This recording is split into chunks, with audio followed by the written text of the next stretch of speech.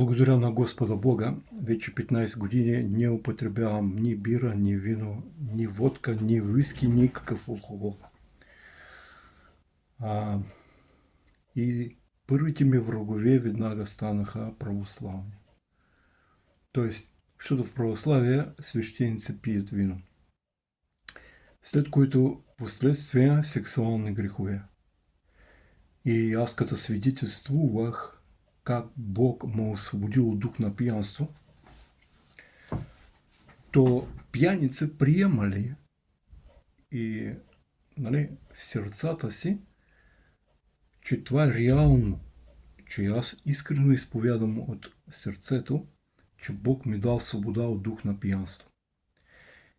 Защото всеки пияница знае проблема си в пиянство, че не може да събере пари. И че е постоянно зависим и става слуга на работа, слуга около комшиите, на познати, защото той постоянно непрекъснато има нужда от пари.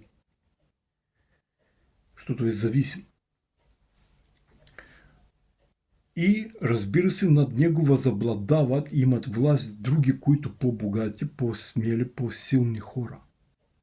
И пияница винаги мечтае да се откаже, за да ни владеят други хора. Така. Аз съм получил свобода от дух на пиянство, като съм застанал на колене и казах: Господи, прости. Пред мен стояла само стена.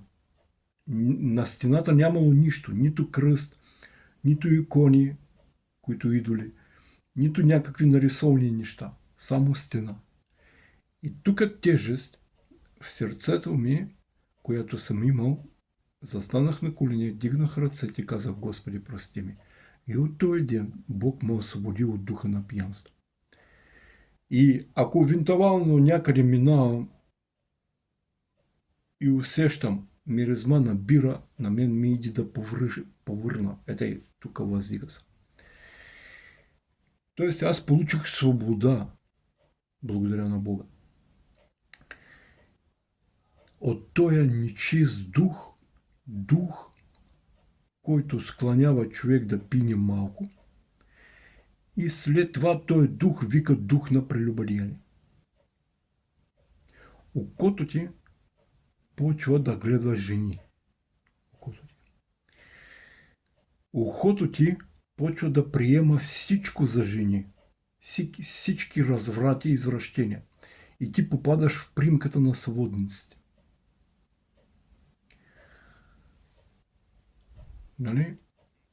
И ставаш жертва на сексуални грехове. Много бързо те подкупват и ти много бързо попадаш под власт на определени хора.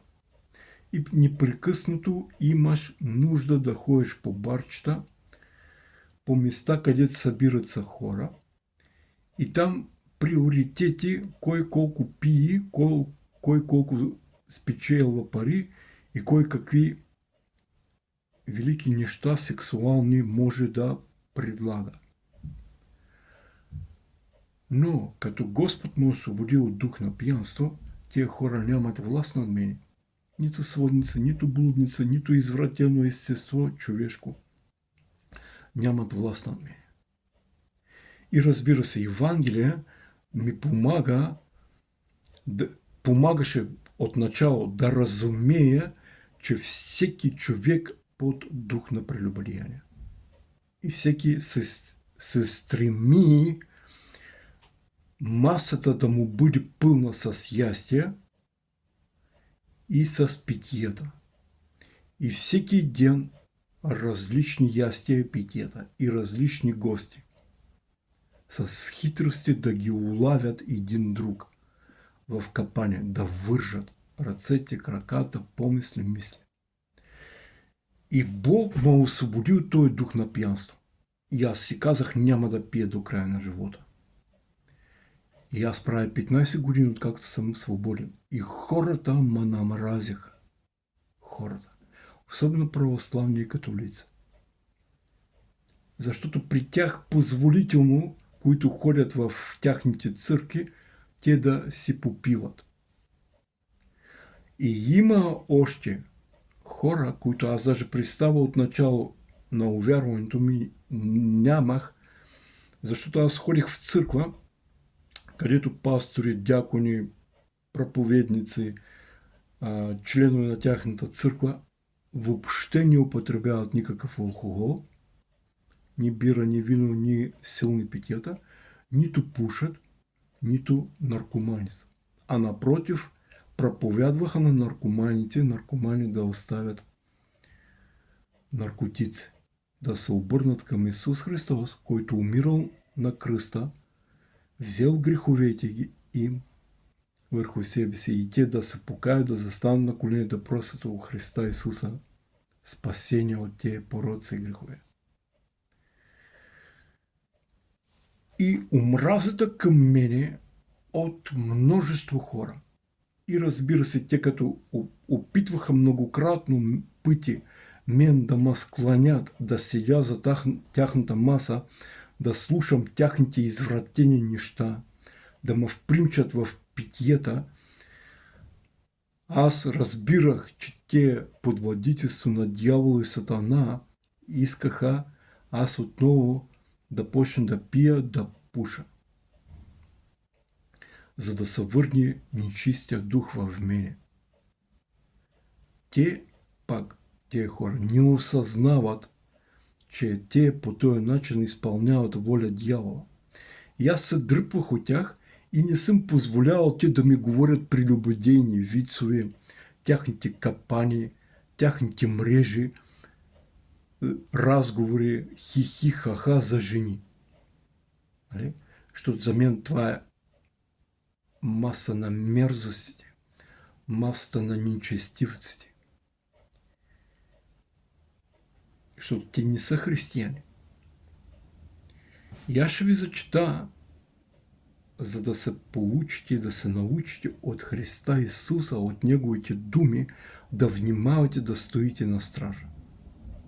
И да знаете, че проповедник, епископ, дякон, пастор, апостол, пророк, учител в 50-на църква не употребяват ни бира, ни вино, никакъв алкохол. Освен да имат таинство в Господня вечеря по определени служения, което таинство поставил сам Син Божий, свещеник по чина Милхиседека, цар на Салима, цар на мира, когато поставя своя служител да преподава Господната вечеря, така както иска Бог. Тоест, Бог приема молитва и приема умаление, покаяние, разкаяние на хората, които в събрание събират се, и той свещеник знае всеки по-отделно. От малък до старец познава тия хора, които идват на свещено служение в таинство на святинята, което Господня вечеря. И там вече не вино, а кръв Христа става. От хляб става тяло, когато Господ сам лично освещава хляба и то става тяло Христово. И когато в чашата, която налято виното, то става кръв Христа Исуса. Бог по молитва, в пост и молитва свещеника, който застава на колени пред Господа Бога, Бог освещава чашата и това, което се намира там, и става вино. Става кръв Христа от вино. Аз говоря в 50-ни църкви, не харизматически църкви. Така. И продължавам. Слова Христови, които в Матей 12 глава за нечист дух. Как нечист дух може да се върне в мене, ако пина малко ракия, водка, вино или някакъв друг алкохол или бира, или ако запалят цигарата и нечист дух ще се върне в мене и аз пак ще почна да пия, да бия, да хуля, да псувам, да правя бели и най-вероятно ще загубя спасение на душата си. Слушайте се. Матей 12 глава от 38 стих. Тогава някои от книжниците и фарисеите му отговориха, казвайки: Учителю, искаме да видим знамение от тебе. Учителю, казват. Подчертавам, учение Исуса Христа. Думи Христови. А той в отговор им рече: нечестиво и прелюбодейно поколение иска знамение, но друго знамение няма да му се даде, освен знамение на пророк Йона. Пророк Йона, който изпълнил волята Божия, втори път като чул глас Божий. Не като първи път чул глас Божий, където погънала една морска риба и той 3 дена се намирал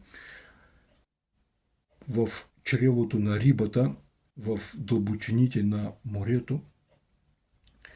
И после тая голяма риба го изплю и той отишъл в Ниневия и проповядвал 40 дена.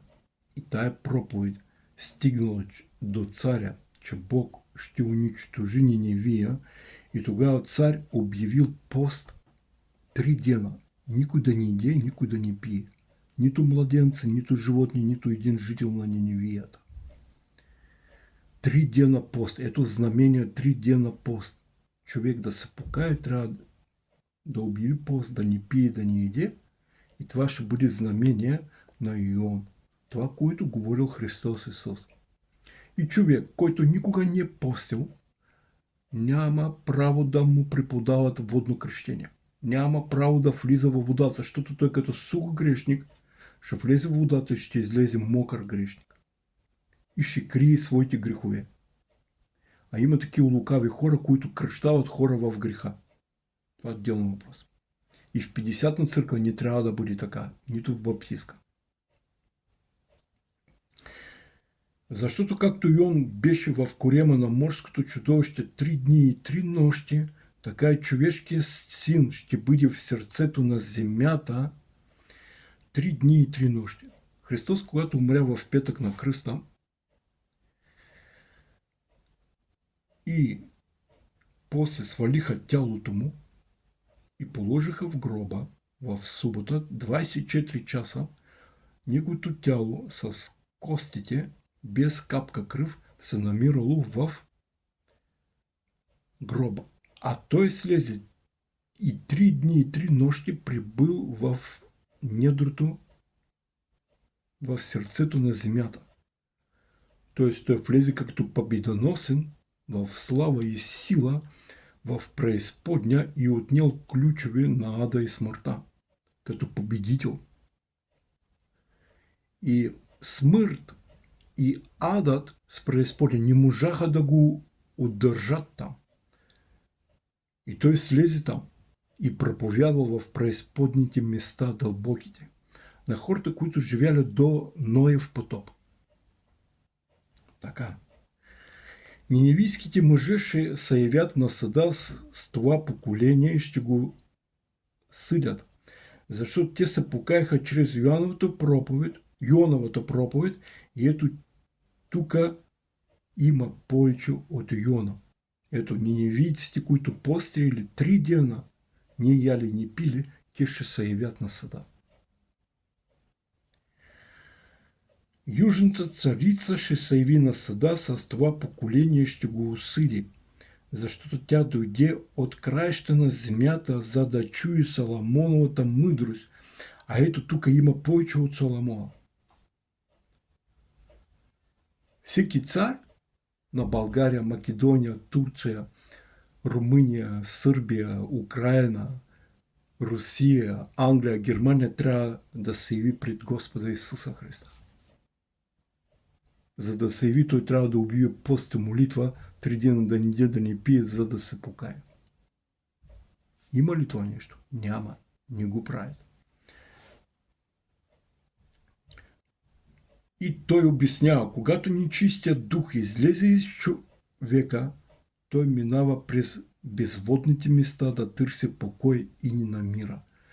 Значи от мен излезе нечистия дух, който пиеше, пушеше, хулеше, крадеше, не почитал майка си, баща си, прелюбодействаше, блудодействаше и разни други грехове правил.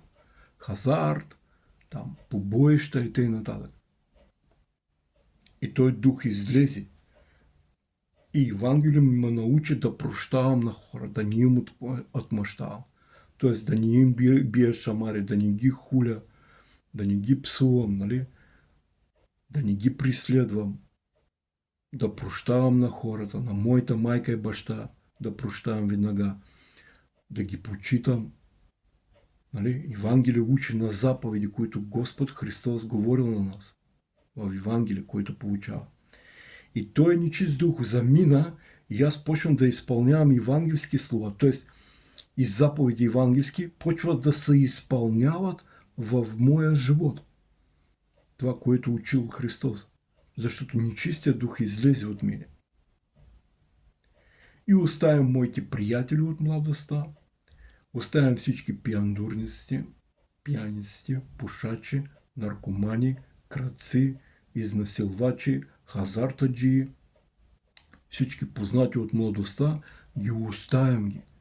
И не им позволявам да завладяват моите уши, моите очи, моите мисли, за да не ме отклонят на тяхния път и да вървя с тях по пътя на смъртта и ада, в греховния път, а да вървя, носейки кръста по тесен път, от ден на ден, от месец на месец, от година на година, пред лице Господне Божие. За да не ме впримчат в пиянство, в пушене, в блудодеяние, в прелюбодеяние и в различни други хазарти, спорт, политика, побоища, грабежи, печалби, сребролюбие и т.н. И ето той, повтарям, 43 стих. Когато нечистият дух излезе из човека, той минава през безводните места да търси покой и не намира. Значи няма къде да пие вода. И не може да намери покой. Той е нечист дух, който излезе от мене. А аз намирам почивка и покой в Христа Исуса. Тогава каза, ще се върна в къщата си, отдето съм излязал, и като дойде намира я празна. Значи няма свят дух. Няма Христос.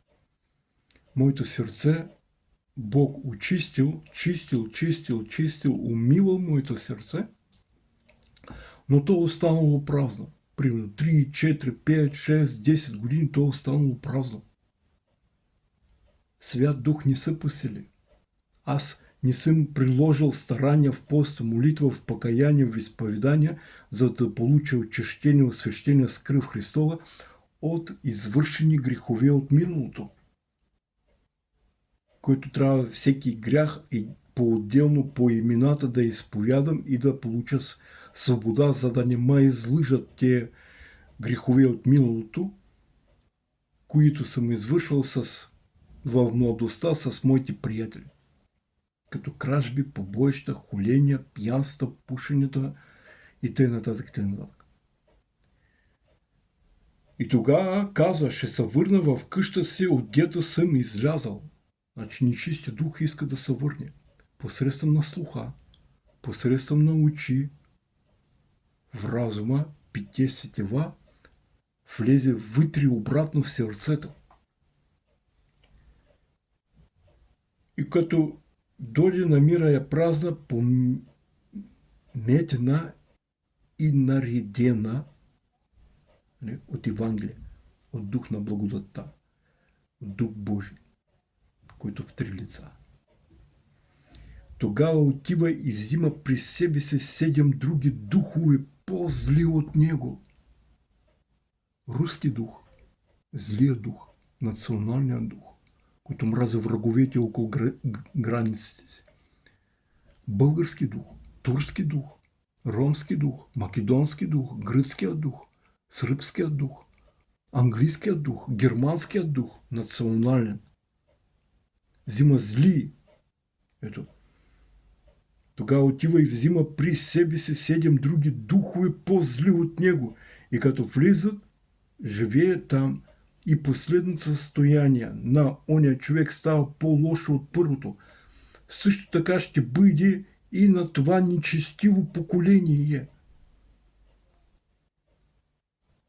Ако пина малко вино, веднага ще се върне моя дух и 7 по-зли от него.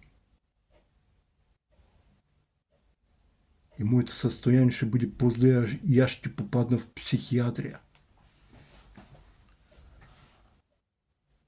Както стана при един човек, който съм обяснявал предишното видео за Петър от Русе. 10 години ходил в свобода от пушене и от пиянство и от блудодеяние с прелюбодеяние. Но на един банкет убедиха го да пине малко, като пинал и се оказал психиатрия.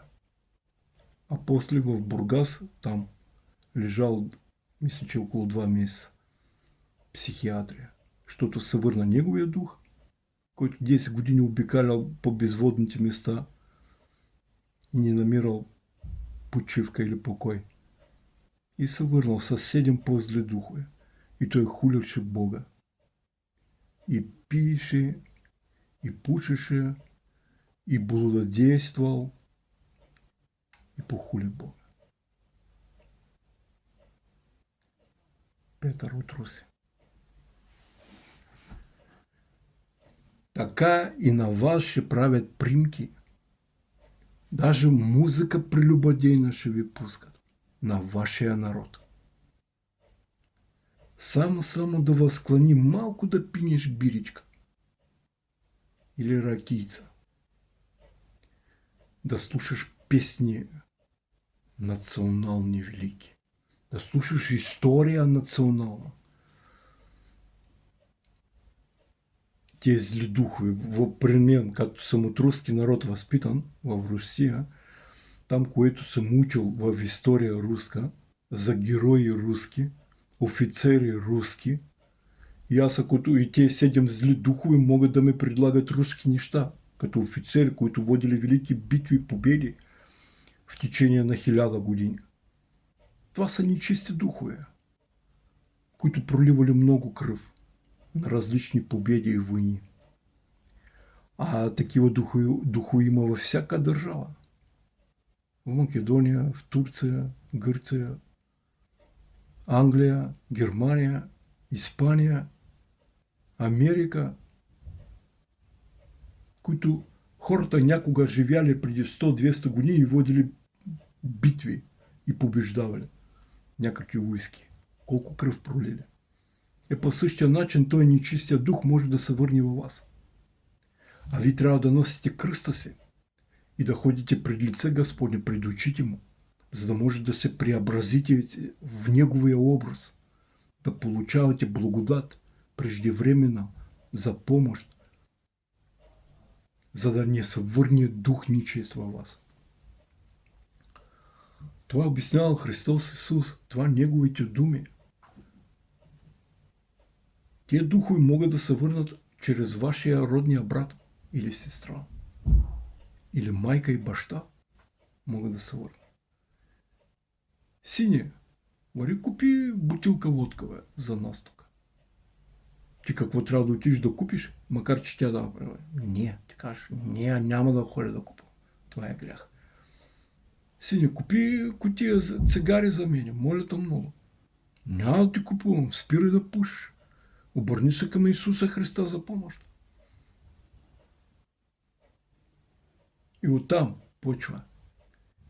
Оттам малко по малко почва. Или да те учи пастор пияница, или дякон пияница, или някакъв пияндурник, който в пиянство учи в ТикТок или в Фейсбука.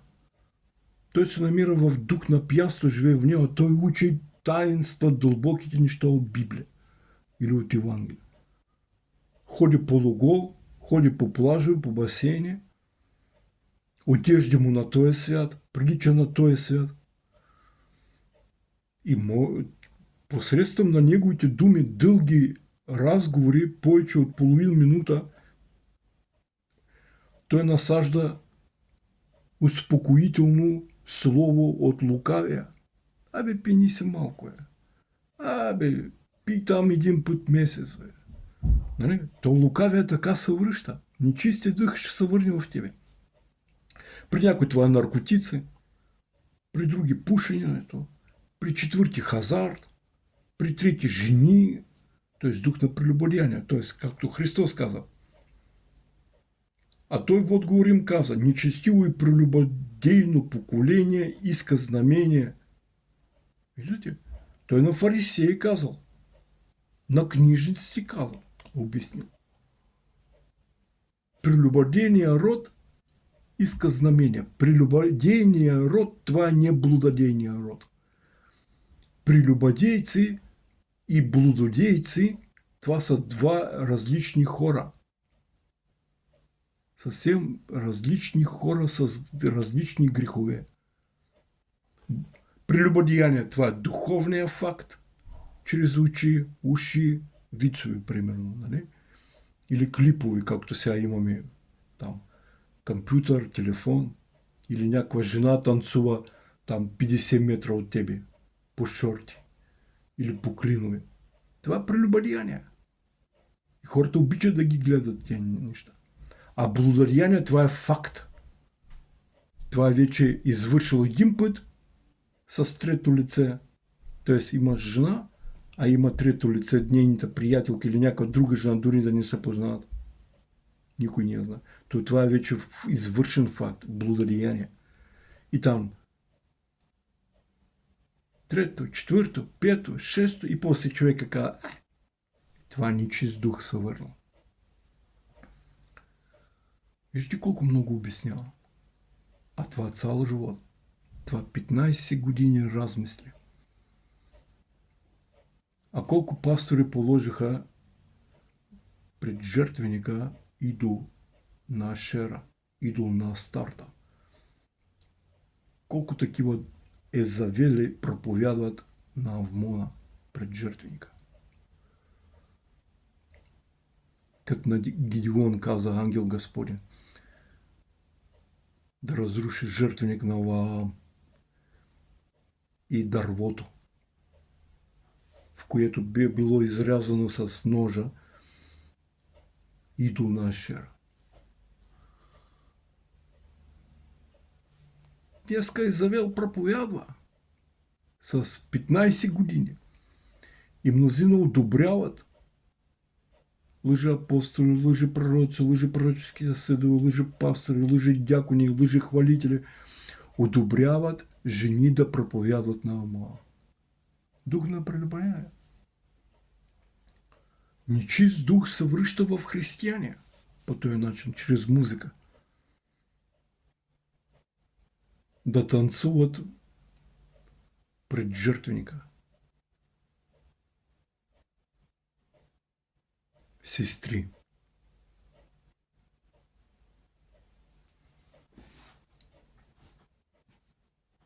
Йоан пророк хляб не ял, а вино не пил и водно кръщение преподавал. Той бил учител. Баптистска църква. Баптистска църква на Йоановото кръщение се учи и преподава водно кръщение, както Йоан преподавал. Защото Йоан имал ученици.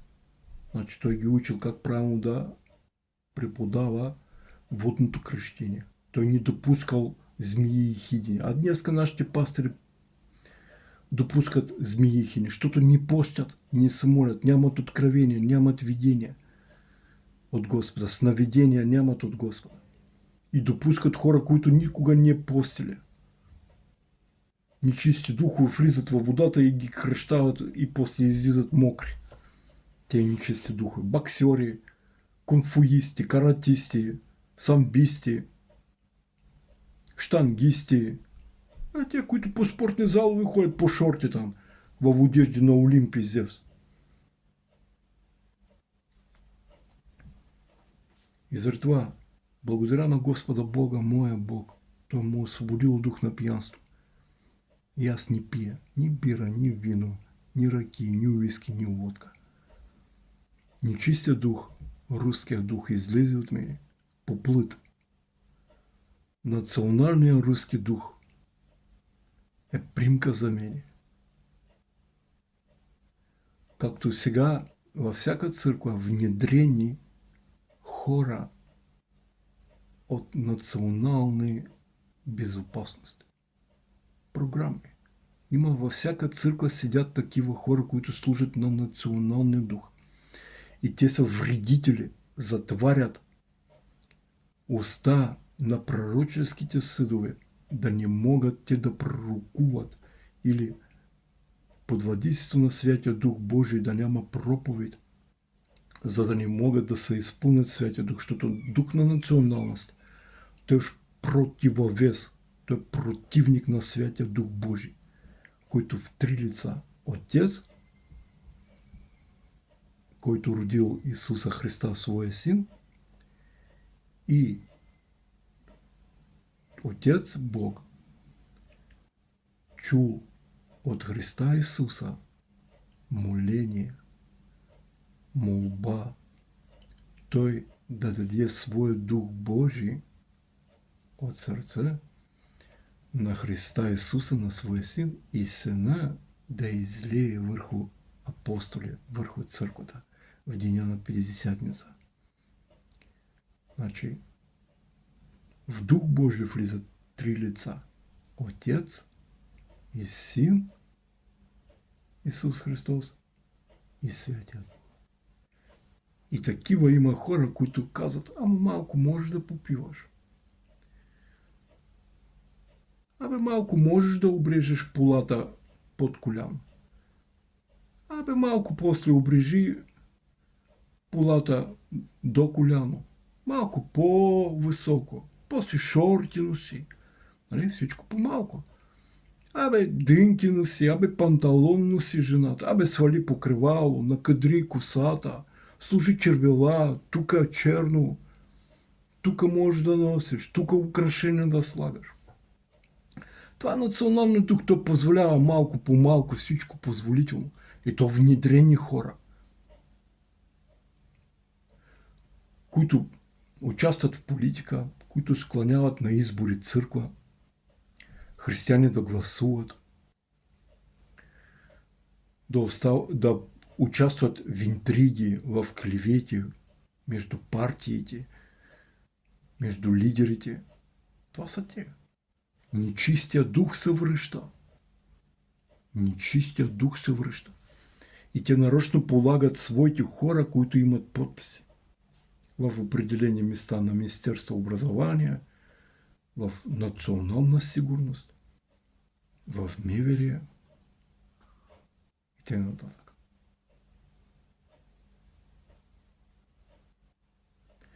И аз благодаря на Господа Бога, че съм свободен. 15 години не пия. 15. И моя добра съвест, чиста съвест, ви свидетелствува, че аз не пия. А толкова хора ме намразиха за това нещо. Дето само не пия вино, бира и ракия. Знаете колко хора ме намразиха? Много хора ме намразиха. И ме мразят. И защото не могат да устоят. И не искат да застанат на колене. И там е работа.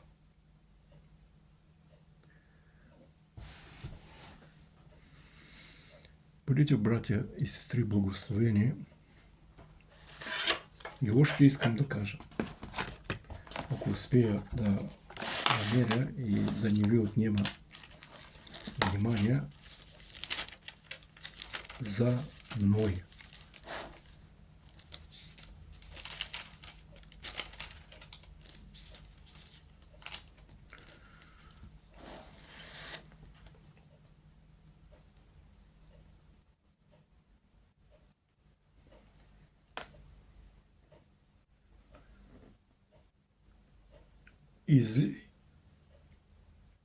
А излезете от ковчега Ноеви синове бяха Сим, Хам и Афет. А Хам беше баща на Ханаан. Това Битие, 9 глава. Тези трима бяха Ноеви синове и от тях бяха населена цялата земя. В това време Ной започна да работи земята и насади лози. И когато и като пи от виното, описа и се разголи в шатра си. Виждате какво последствие на виното? Разголи се в шатрата. Това преобраз на водното кръщение.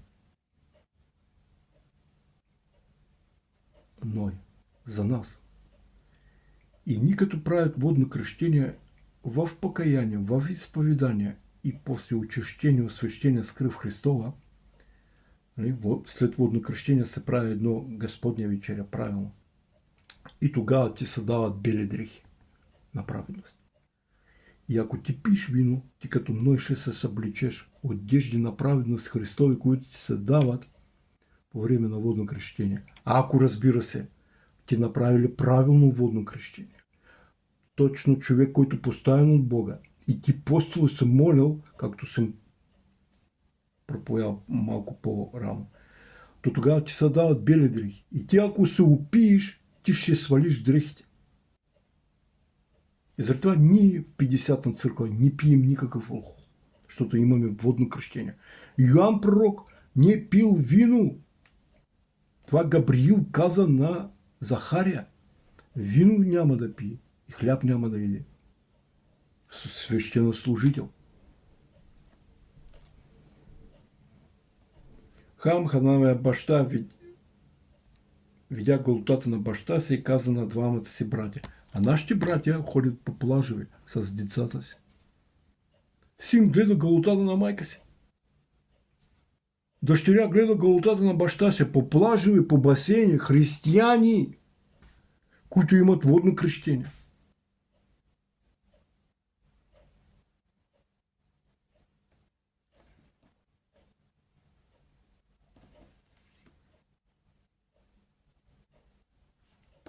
Защото има пияница, които оправдават, че Ной пил вино. Но какви последствия? Той проклел сина си, който разказал на братята, че видял баща си гол. А двама други братя сложиха на рамените дрехите и пристъпиха към баща си с гръб да ни погледнат голотата на баща си. То пиян спал, пиян, Ной спял, дълго време гол. И те покриха баща си. И бащата, като разбра, Ной като разбра, какво направи му, го проклял. Так ние трябва ли да пием, братя и сестри? Свещенослужител? Не. И не само, дори да не си свещенослужител в църква. Ти в сърцето си само трябва да си помислиш, че възможно е, че Бог не иска християни да пият. А дявол иска, за да вържи. За да има господство над християнин.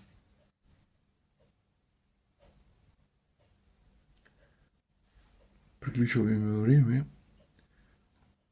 Много трудности съм видял, много проблеми съм видял. Колко клеветници клевещат зад гърба ми, че аз пия вино. Има много хора тук, един педофил, който постоянно ме следи.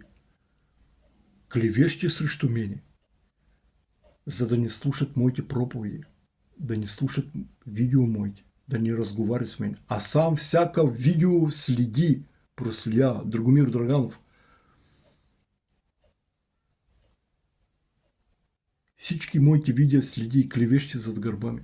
Педофила. Ако твой пастор позволява да пиете малко вино или малко ракица, но те вече толкова са хитри, че крият се, не показват.